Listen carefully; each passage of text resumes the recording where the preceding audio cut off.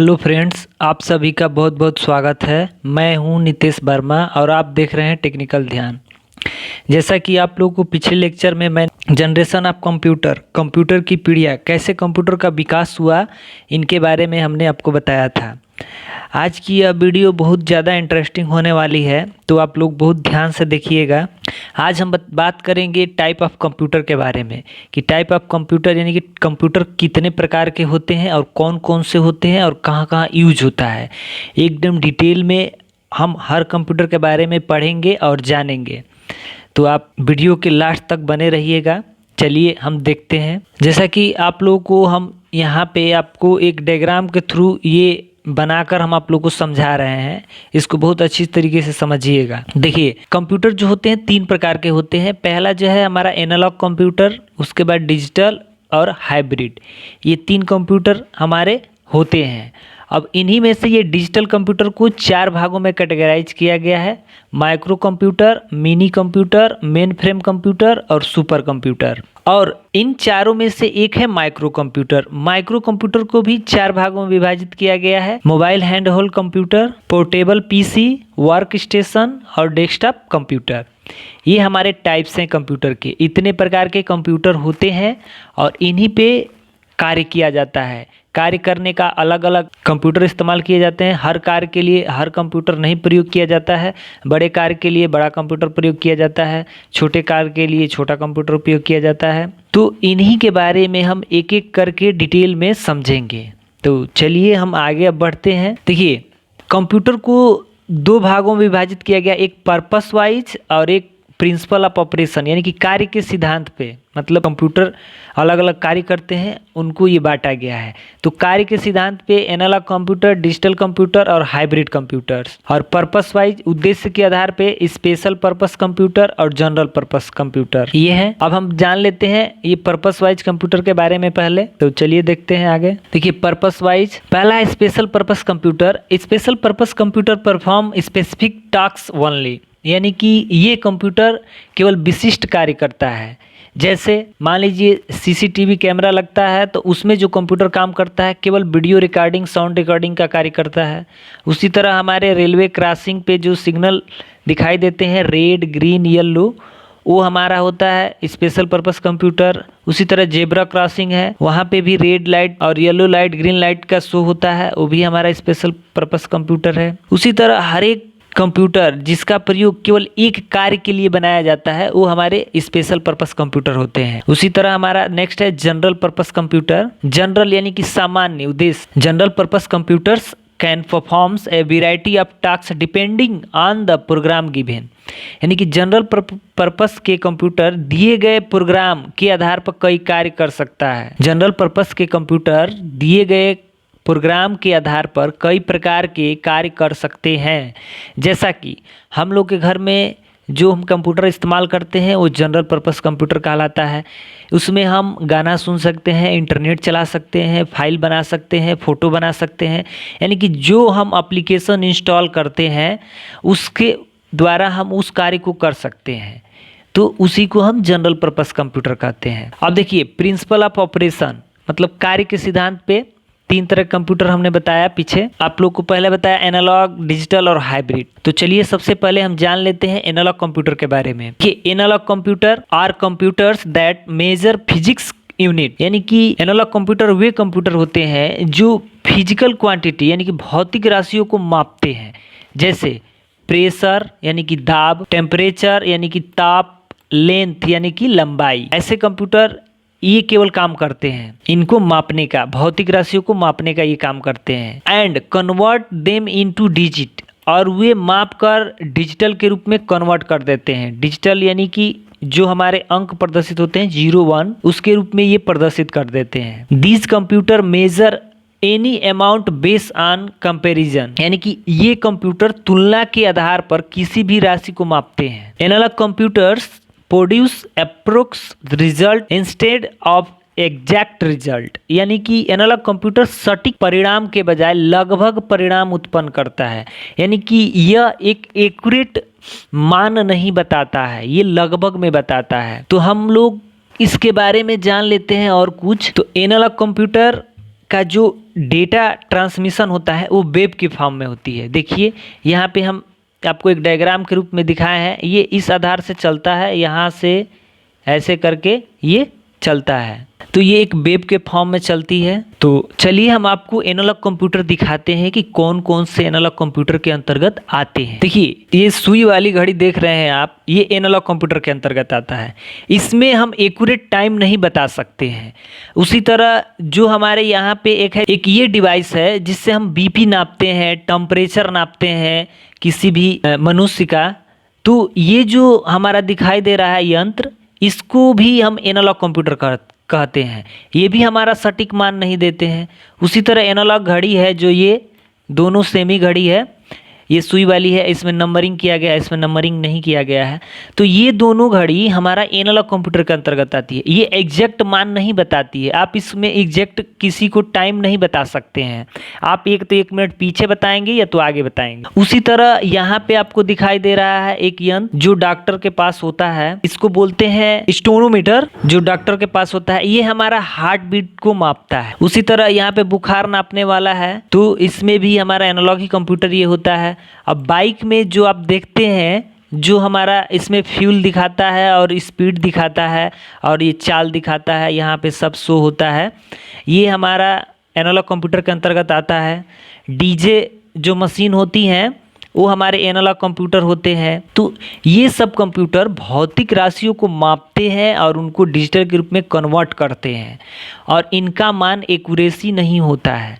ये हमारे सारे एनालॉग कंप्यूटर के अंतर्गत आते हैं। अब चलते हैं डिजिटल कंप्यूटर के बारे में। अब है हमारा डिजिटल कंप्यूटर। तो देखिए digital computers work with digit data, यानी कि डिजिटल कंप्यूटर डिजिट डेटा के साथ काम करते हैं। यानी कि जो हमारा कंप्यूटर डिजिटल कंप्यूटर है वो 2 संख्याओं पे काम करता है, एक 0 और एक 1। इन्हीं डेटा पे ये काम करता है। लिखा है नेक्स्ट पॉइंट में, they work by converting data into 0 and 1, यानी कि वे डेटा को 0 और 1 में परिवर्तित करके काम करता है। Digital computers produce exact result. ये एनालॉग से कुछ अलग है, इसका मान एकदम एक्यूरेसी होता है, डिजिटल कंप्यूटर का एग्जैक्ट मान होता है। नेक्स्ट पॉइंट है हमारा कि most computers fall under the digital computer on which the works in performed, यानी कि अधिकांश कंप्यूटर डिजिटल कंप्यूटर के अंतर्गत आते हैं जिस पर कार्य किया जाता है। जैसे आप दुकानों में देखते हैं या अपने घर में इस्तेमाल करते हैं या और जगह देखते हैं, मॉल में देखते हैं, कहीं भी शॉप में देखते हैं, तो वो सारे हमारे डिजिटल कंप्यूटर होते हैं। नेक्स्ट पॉइंट है कि use of digital computer like education. Education में डिजिटल कंप्यूटर का प्रयोग किया जाता है, बिजनेस ऑपरेशन में किया जाता है, बिजनेस के कार्यों के लिए, इंटरटेनमेंट में भी किया जाता है, मनोरंजन के साधन के लिए डिजिटल कंप्यूटर का प्रयोग। ऑफिस वर्क, ऑफिस में जितने भी काम होते हैं वो हमारे डिजिटल कंप्यूटर के अंतर्गत किए जाते हैं। तो इसका उदाहरण है डेस्कटॉप, लैपटॉप, मोबाइल और कैलकुलेटर, ये हमारे डिजिटल कंप्यूटर के अंतर्गत आते हैं। और डिजिटल कंप्यूटर के अंतर्गत डेटा का ट्रांसमिशन 0-1 के रूप में होता है। 0 means 1 means on, 0 means of. इस सीक्वेंस में हमारा डेटा क्या करता है, काम करता है, और तभी हमारा रिजल्ट एग्जैक्ट देता है। चलिए इस डिजिटल कंप्यूटर को हम दिखा रहे हैं आप लोगों को कौन कौन से होते हैं डिजिटल कंप्यूटर। देखिए ये आप लोगों को देखा होगा, डेस्कटॉप हर जगह आपको नज़र आते होंगे, दुकान में, घर में, इसको बोलते हैं डिजिटल कंप्यूटर। लैपटॉप देखे हैं, ये भी हमारा डिजिटल कंप्यूटर होता है। जितने भी एंड्रॉयड फ़ोन आ रहे हैं वो सब हमारे डिजिटल कंप्यूटर के अंतर्गत आते हैं। उसी तरह कैलकुलेटर देखे हैं, ये है हमारा एजुकेशनल कैलकुलेटर, जिसमें हम कोई भी डेटा का मान निकाल सकते हैं। और ये है एक जनरल पर्पस कैलकुलेटर, जिसमें एडिशन, सब्ट्रैक्शन, मल्टीप्लाई और डिवीजन किया जाता है। और देखो ये है हमारा एक नया मशीन, इसको बोलते हैं टेम्परेचर मशीन, तापमान मापने वाली। ये जो कोरोना में इस्तेमाल किया जा रहा है मशीन, ये हमारा डिजिटल मशीन है, डिजिटल के रूप में दिखाई देगा। उसी तरह एनालॉग में भी टेम्परेचर मापने के लिए देखे थे, तो उसमें हमारा दूसरा था, और इसमें ये डिजिटल के फॉर्म में नया आ गया है। तो ये अंक हमको डिजिट में एग्जैक्ट मान बताता है और ये भी एग्जैक्ट मान बताता है। उसी का ये नया वर्जन, नया फीचर्स है। तो इनमें हम एक सटीक मान देख सकते हैं कितना टेम्परेचर है। और उसी तरह डिजिटल में स्पीडोमीटर आया है, जो बाइक में इस्तेमाल की जा रही है। आप देखते हैं बाइक में यहाँ पे आपको फ्यूल दिखाएगा और कितने की चाल से हमारी गाड़ी चल रही है उस स्पीड भी बताएगा। ठीक है, सब कुछ डिजिटल हो गया है। आज के जितने भी बाइक्स आ रहे हैं उसमें ज्यादातर डिजिटल ही वाले आ रहे हैं। उसी तरह यहाँ पे डिजिटल वॉच है, तो इसमें आपको एक एक्यूरेट टाइम बताएगा कि 10:33 हुआ है। लेकिन एनालॉग घड़ी में जो सुई वाली घड़ी होती है वो हमारी एनालॉग होती है, उसमें हम एग्जैक्ट मान नहीं बता सकते हैं, एग्जैक्ट टाइम नहीं बता सकते हैं। तो यही अंतर होता है। ये सारे के सारे डिवाइस 0 और 1 पे काम करते हैं। डिजिटल कंप्यूटर 0 और 1 पे काम करता है, जिसको हम मशीनी भाषा बोलते हैं, बाइनरी संख्या बोलते हैं, 0-1 को बीट भी बोलते हैं। अब नेक्स्ट कंप्यूटर है हाइब्रिड कंप्यूटर्स, यानी कि this computer mixture of analog computer and digital computer. ये कंप्यूटर एनालॉग और डिजिटल कंप्यूटर के मिश्रण होते हैं। इनमें एनालॉग कंप्यूटर भी पाया जाता है और डिजिटल कंप्यूटर पाया जाता है। These computer are use in almost every field like business, researches, medical में इसका इस्तेमाल किया जाता है, जैसे फ्यूल डिस्पेंसर, सीएनजी डिस्पेंसर, और एक है ईसीजी मशीन। ईसीजी का पूरा नाम होता है इलेक्ट्रोकार्डियोग्राम। ठीक है, तो चलिए हम हाइब्रिड कंप्यूटर को आपको दिखा रहे हैं कि कौन कौन से हाइब्रिड कंप्यूटर होते हैं। तो देखिए, आप लोगों ने पेट्रोल पंप का नाम सुना होगा, जहाँ पे पेट्रोल गाड़ियों में भरा जाता है, बाइक में, कार में, ठीक है, और भी गाड़ियां हैं। तो ये हमारे डिजिटल कंप्यूटर होते हैं। इनमें एनालॉग और डिजिटल का मिश्रण होता है। ये सीएनजी मशीन, जो आजकल गैस पे चलने वाली गाड़ी जो आई हैं, इनका इस्तेमाल अलग अलग सिटियों में किया जा रहा है, तो ये भी हमारे एक हाइब्रिड कंप्यूटर होते हैं। उसी तरह ईसीजी मशीन का प्रयोग मेडिकल के क्षेत्र में किया जाता है।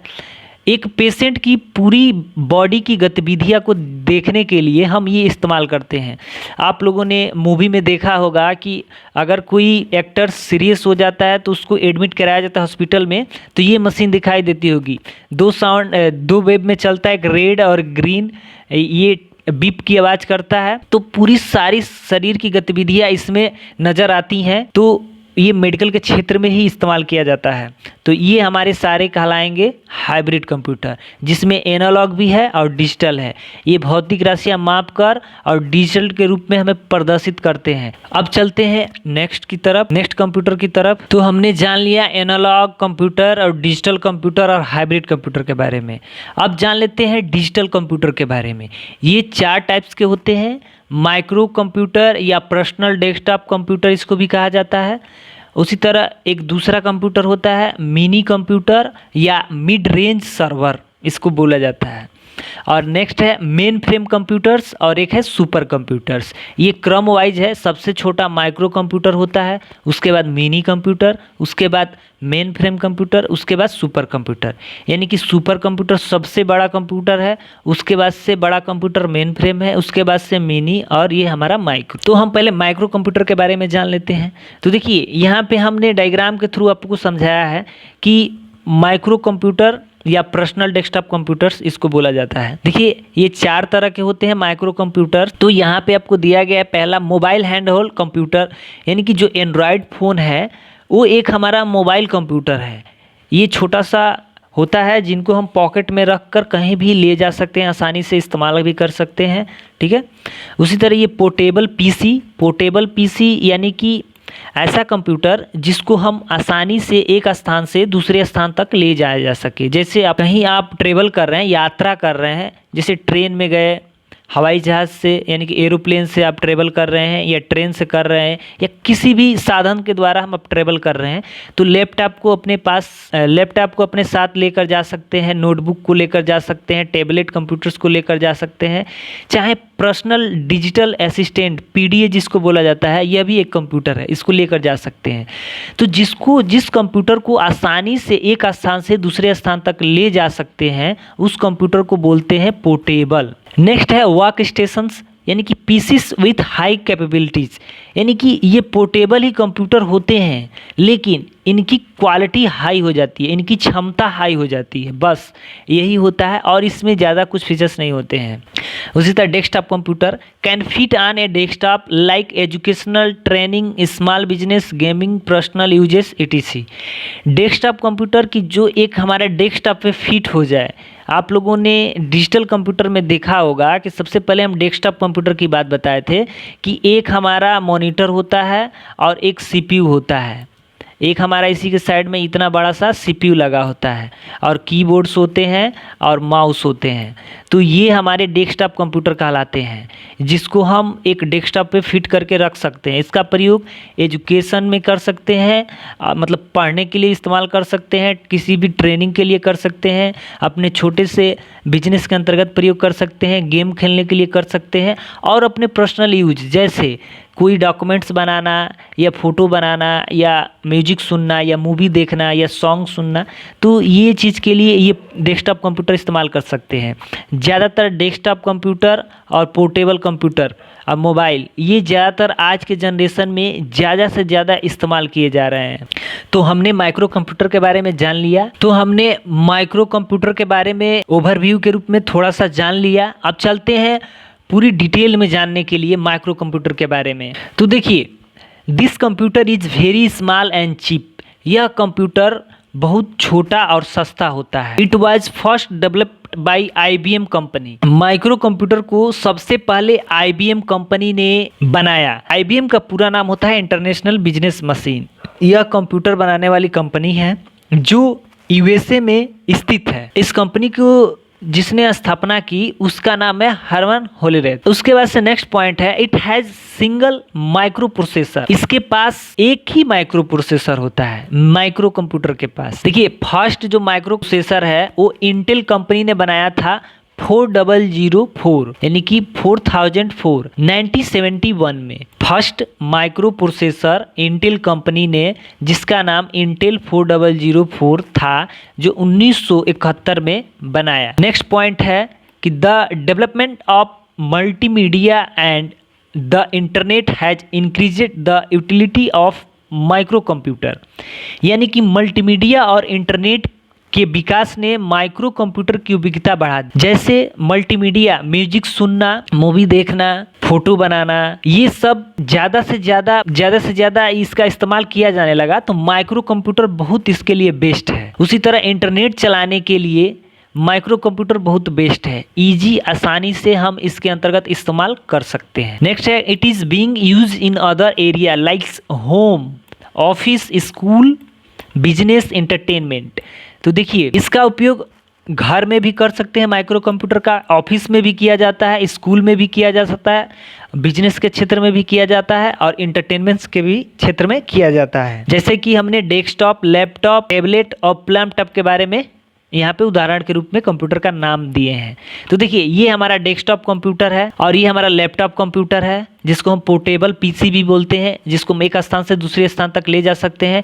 बट ये डेस्कटॉप कंप्यूटर को एक स्थान से दूसरे स्थान तक ले जाने में बहुत प्रॉब्लम होती है, इसलिए इसको हम पोर्टेबल PC नहीं कहते हैं। ये हमारा टैबलेट है, जिसमें ज़्यादातर ये स्क्रीन टच ही होता है। और ये है लैपटॉप, जो एक हथेली पे आता है। ये भी एक लैपटॉप का छोटा सा रूप है, इसमें भी बहुत सारे कार्य किए जाते हैं, इसको बोलते हैं लैपटॉप। तो ये सब हमारे क्या है, माइक्रो कंप्यूटर है, जिनका इस्तेमाल लगभग पूरी दुनिया करती है ज़्यादा से ज़्यादा। अब नेक्स्ट बात करते हैं मिनी कंप्यूटर के बारे में। अब है हमारा मिनी कंप्यूटर, जिसको मिड रेंज सर्वर कहा जाता है। चलिए इसके बारे में जान लेते हैं। देखिए, it is smaller in size than mainframe computer while large than a micro computer। यानी कि ये मेन फ्रेम कंप्यूटर और माइक्रो कंप्यूटर, इन दोनों का ये बीच का कंप्यूटर होता है। माइक्रो कंप्यूटर से बड़ा और मेन फ्रेम कंप्यूटर से छोटा ये कंप्यूटर होता है हमारा mini computer. It has high storage capacity and speed. इसकी संग्रह क्षमता यानी कि स्टोर करने की क्षमता और गति बहुत अधिक होती है माइक्रो कंप्यूटर के मुकाबले में। नेक्स्ट पॉइंट है हमारा, it is use in government department, passenger reservation, large office और कंपनीज। यानी कि इसका प्रयोग गवर्नमेंट डिपार्टमेंट में किया जाता है, पैसेंजर रिजर्वेशन में किया जाता है, लार्ज ऑफिस यानी कि बड़े ऑफिस में किया जाता है और बड़ी ऑर्गेनाइजेशन कंपनियों में किया जाता है। अब देखिए, इसका काम क्या होता है कि बड़े मात्रा में डेटा को स्टोर करना है। It stored A high amount of data, यानी कि उच्च मात्रा में डेटा स्टोर करता है ये मिनी कंप्यूटर। अब देखिए काम कैसे करता है, तो देखिए ये है हमारा एक बड़ा सा मिनी कंप्यूटर, जिससे ये कंप्यूटर कनेक्ट है, ये कंप्यूटर कनेक्ट है, ये कंप्यूटर कनेक्ट है, ये कंप्यूटर, ये कंप्यूटर, ये और ये सारे के सारे कंप्यूटर इससे कनेक्ट है। तो देखिए, एक कंप्यूटर से कई कंप्यूटर चल रहे हैं, तो जिस कंप्यूटर से सारे कंप्यूटर कनेक्ट होकर चल रहे हैं उसको बोलते हैं सर्वर। यानी कि सर्वर एक हमारा कंप्यूटर ही होता है, ठीक है, जिसके पास इन छोटे छोटे कंप्यूटरों से अपेक्षा इनमें हाई कैपेसिटी होती है, इनमें हाई कैपेसिटी होती है, जिसमें इसमें ज़्यादा से ज़्यादा माइक्रो प्रोसेसर प्रयोग किए जाते हैं और इनमें कम ही माइक्रो प्रोसेसर प्रयोग किए जाते हैं। तो इसकी कैपेसिटी बहुत हाई होती है। इनके वजह से ये सारे कंप्यूटर चलते हैं। जो ये काम करेगा तो इसका डेटा इसी में स्टोर होगा जाकर, ये काम करेगा तो इसके डेटा इसी में स्टोर होगा, ये काम करेगा तो डेटा जाकर इसको इसी में स्टोर होगा। जैसे एक उदाहरण के तौर पे मान लेते हैं, गवर्नमेंट डिपार्टमेंट के अंतर्गत अगर कोई सरकारी फॉर्म हम भरते हैं तो उसका सारा डेटा जाकर मिनी कंप्यूटर के अंतर्गत ही स्टोर होता है, ठीक है। उसी तरह पैसेंजर रिजर्वेशन, जैसे रेलवे में हम अपना टिकट बुक कराते हैं तो जो हमारी इन्फॉर्मेशन होती है वो इन्फॉर्मेशन हमें मिनी कंप्यूटर के अंतर्गत जाकर स्टोर होता है। क्योंकि जो स्टेशन पे कंप्यूटर लगे होते हैं वो एक नॉर्मल कंप्यूटर होते हैं, उसमें डेटा स्टोर करके रखना ज़्यादा सही नहीं होता है, क्योंकि हमारा वो कंप्यूटर ख़राब भी हो सकता है और जल्दी से उसकी मेमोरी कैपेसिटी ख़त्म हो सकती है। जितना स्टोर करने की क्षमता होगी वो उतना ही करेगा, उससे ज़्यादा नहीं कर सकता है। इस सिस्टम को हम क्लाइंट सिस्टम बोलते हैं और ये सर्वर सिस्टम है। तो क्लाइंट जितना भी कार्य करता है उसका डेटा जाकर मिनी कंप्यूटर में सेव होता है। तो उसी तरह गवर्नमेंट डिपार्टमेंट में जो भी इंफॉर्मेशन फिल कराई जाती है वो जाकर हमारा स्टोर होता है मिनी कंप्यूटर के अंतर्गत। उसी तरह पैसेंजर रिजर्वेशन में जो स्टेशन पे कंप्यूटर लगा होता है उसमें हमें टिकट काटकर जो स्टेशन पे टिकट काटने वाले होते हैं और जो टिकट काटते हैं तो सारा हमारा इन्फॉर्मेशन जो लोड करते हैं वो मिनी कंप्यूटर में आकर स्टोर हो जाता है। उस कंप्यूटर का प्रयोग केवल काम होता है हमारा टिकट को बुक करना। उसी तरह बड़े ऑफिस में काम करने के लिए होता है कि सारा डेटा एक ही सिस्टम में स्टोर हो जिसकी कैपेसिटी बहुत हाई हो, सारे कंप्यूटर पे केवल काम किए जाते हैं। बड़ी कंपनी है उनमें सारा ये इस्तेमाल किया जाता है मिनी कंप्यूटर एक मिड रेंज सर्वर के रूप में। मतलब ये सर्वर बहुत बड़े बड़े होते हैं लेकिन ये एक मध्य स्तर का सर्वर होता है। अब चलते हैं मेन फ्रेम कंप्यूटर की। देखिए अब है main frame computer. Main frame computer क्या होता है, तो देखिए they are large in size than micro and mini computer. ये माइक्रो और मिनी कंप्यूटर से बड़े होते हैं। जो हमने पीछे पढ़ा, जो हमने अभी जाना माइक्रो और मिनी के बारे में, इनसे ये ज़्यादा बड़े होते हैं main frame computer. They are multi user and high capacity. ये मल्टी यूजर है और हाई कैपेसिटी उच्च क्षमता वाले कंप्यूटर है। मल्टी यूजर मीन्स कि कई व्यक्ति एक साथ इस कंप्यूटर को चला सकते हैं। The working speed of this computer is million in per second। इसकी जो स्पीड है वो 1 सेकेंड में मिलियन, यानी कि 1 सेकेंड में मिलियन इंस्ट्रक्शन क्या होते हैं, एग्जीक्यूट होते हैं इस कंप्यूटर में। नेक्स्ट है कि thousands of different people work on it simultaneously. इस कंप्यूटर में हजारों लोग एक साथ काम कर सकते हैं। कम से कम काम करेंगे तो कम से कम 250 लोग काम करेंगे, इससे कम काम नहीं करते हैं इस कंप्यूटर के साथ। बाकी जितना कैपेसिटी का होता है या 1000 के करीब एक साथ काम कर सकते हैं व्यक्ति इस कंप्यूटर के साथ। नेक्स्ट पॉइंट है it is use in big companies, banks, hospital, defence, research. यानी कि इसका प्रयोग बिग कंपनी यानी कि बड़ी कंपनियों में किया जाता है, बड़ी मात्रा में डेटा स्टोर करने के लिए। बैंक्स में भी किया जाता है, हॉस्पिटल्स में भी किए जाते हैं, डिफेंस यानी कि रक्षा विभाग जैसे मिलिट्री और आर्मी हुआ, रिसर्च सेंटर्स जितने होते हैं वहाँ पे रिसर्च करने के लिए मेन फ्रेम कंप्यूटर का इस्तेमाल किया जाता है। यहाँ पे कुछ नाम दिए हैं, DEC 10, IBM 704, IBM Z9, IBM Z13, IBM 319, यानी कि ये सब हमारे मेन फ्रेम कंप्यूटर हैं। अब देखिए ये काम कैसे करते हैं, चलिए हम इसके बारे में डिस्कस कर ले रहे हैं। तो देखिए ये हमारा मेन फ्रेम कंप्यूटर सर्वर के रूप में लगा होता है। इससे बहुत सारे कंप्यूटर जुड़े होते हैं। ये जो कंप्यूटर है ये एक टर्मिनल से जुड़ा होता है, ये कंप्यूटर है ये टर्मिनल से जुड़ा होता है। इसी तरह यहाँ पे कई सारे हैं।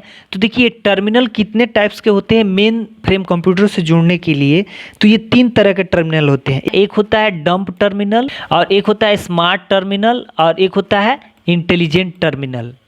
डंप टर्मिनल का काम होता है फाइल को सेंड करना और रिसीव करना। डंप टर्मिनल से फाइल इस कंप्यूटर से इस कंप्यूटर में सेंड और रिसीव होती है।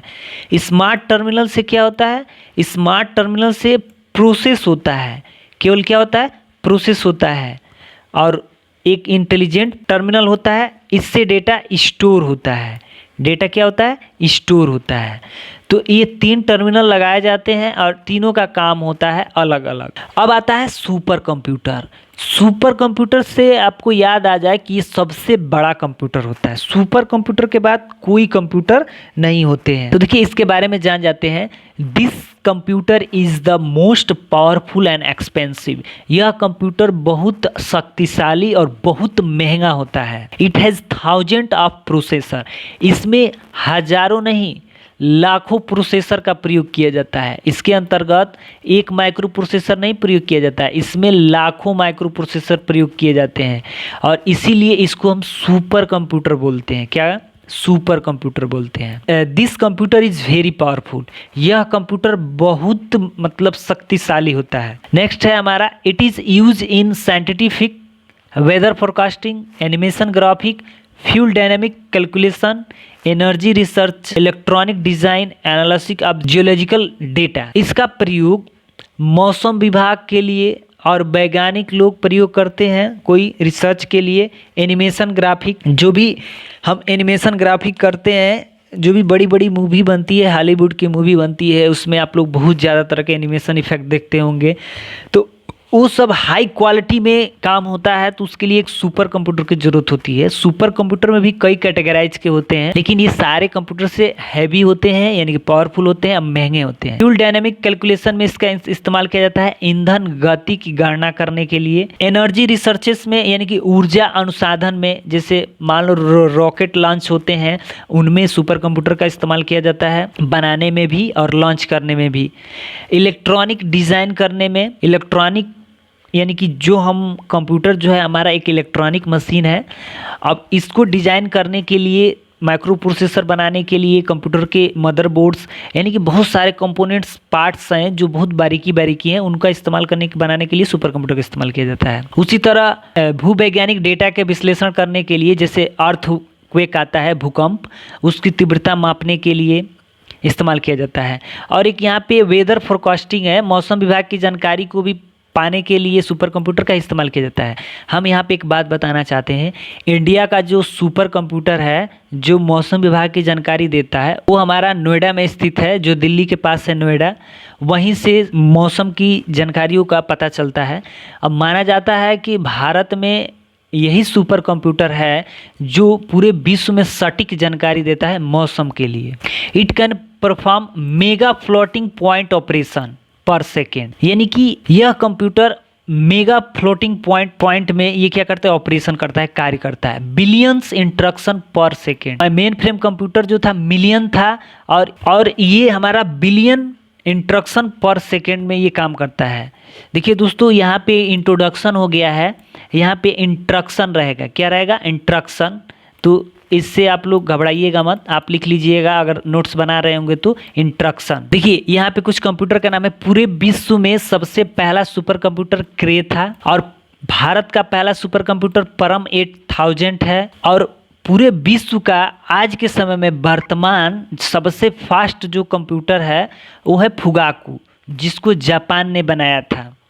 और प्रत्यूष जो है भारत का सबसे पावरफुल सुपर कंप्यूटर है। तो ये याद रखिएगा। यहाँ पे दिया भी गया है कि फुगाकू, जापान ने इसको बनाया है, is the new number 1 fastest super computer in the world. Thanks for watching my video. Subscribe this channel to get more video.